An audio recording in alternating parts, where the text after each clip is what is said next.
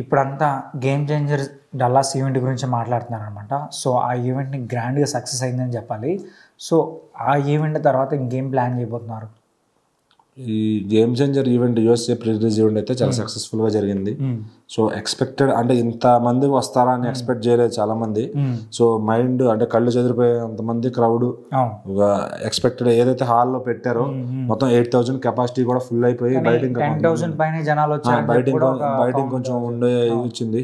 So ఏంటంటే అక్కడ చాలా ఎక్కువ మన దగ్గర అంటే మాట్లాడుకోరు కానీ ఆ ఏరియాలో మన తెలుగు వాళ్ళు అంతమంది పోగా యునైటెడ్ గా వచ్చారు హీరో కోసం అంటే నిజం గ్రేట్ థింగ్ అది. సో ఇప్పుడు నెక్స్ట్ ఇంకా దీని తాలూకు ట్రైలర్ లాంచ్ ఉంది 27th. అలాగే ఆ ట్రైలర్ లాంచ్ చిరంజీవి గారు వస్తారని తెలుస్తుంది. వస్తే తర్వాత 4వ తారీఖు తెలుగులో ఈవెంట్ ఉందని చెప్తున్నారు. సో దానికి కూడా పవన్ కళ్యాణ్ గారిని పిలుస్తారని చెప్తున్నారు ఏపీలో. సో ఇంకా నెక్స్ట్ నార్త్ లో ఒక ఈవెంట్ ఉండే ఛాన్స్ ఉంది. అంటే మళ్ళీ నార్త్ వైపు వెళ్ళిపోతున్నారా ఇంకొక ఈవెంట్ కోసం ఏమన్నా? అదే నార్త్ లో ఒక ఈవెంట్, అట్లానే తమిళనాడులో ఒక పెద్ద ఈవెంట్ చేయబోతున్నారు. తమిళనాడుకి రజనీకాంత్ గారు గెస్ట్ వచ్చే ఛాన్స్ ఉందంటున్నారు. సో నార్త్ లో ఇంకా స్టార్ ఎవరైనా ఫైనల్ అవ్వలేదు. మరి అసలు ఎలా ప్లాన్ చేస్తున్నారో శంకర్ గారి చేతిలోనే ఉంది అంతా కూడా.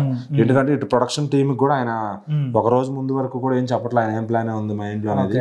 సో మరి ఆయన అలా ఎందుకు చేస్తున్నారు ఒక పిఆర్ టీమ్ ని అప్పచెప్పకుండా?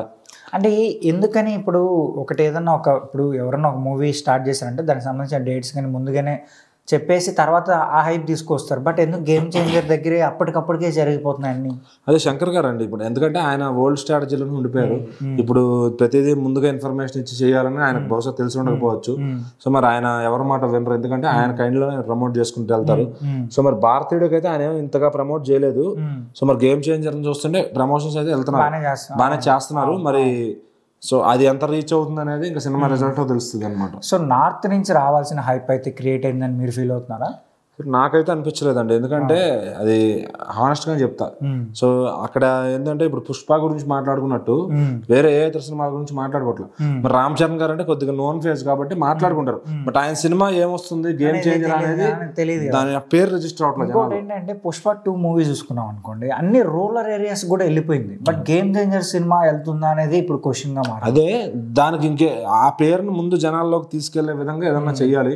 ఎందుకంటే కొంచెం చదువున్నోడికి అయితే అర్థమవుతుంది, మామూలుగా మాస్ ఆడియన్స్ కి అది అర్థమవుతుందా లేదా, ఎక్కువ core cult mass BC centre audience కి. తెలుగు స్టేట్స్ లో అయితే ఎంత చిన్న గ్రామంలో కూడా తెలిసిపోతుంది. ఎందుకంటే ఆ game changer first Telugu font అలాగే తమిళ ఫాంట్ చేసి దాని తాలూకు ఇంకేదన్నా వేరే లాంగ్వేజ్ లో వస్తుంటే హిందీ ఫాంట్ అన్ని చేసి ఆ పోస్టర్స్ అయితే బయటకు తీసుకెళ్ళాలి ఫస్ట్. సో అప్పుడు కొంచెం అది అర్థం అవుతుంది, ఇది వస్తుంది పలానా హీరో, ట్రిపుల్ ఆర్ హీరో, పలానా తుఫాన్ లో చేసిన హీరో అని చెప్పి తెలుస్తుంది అనమాట.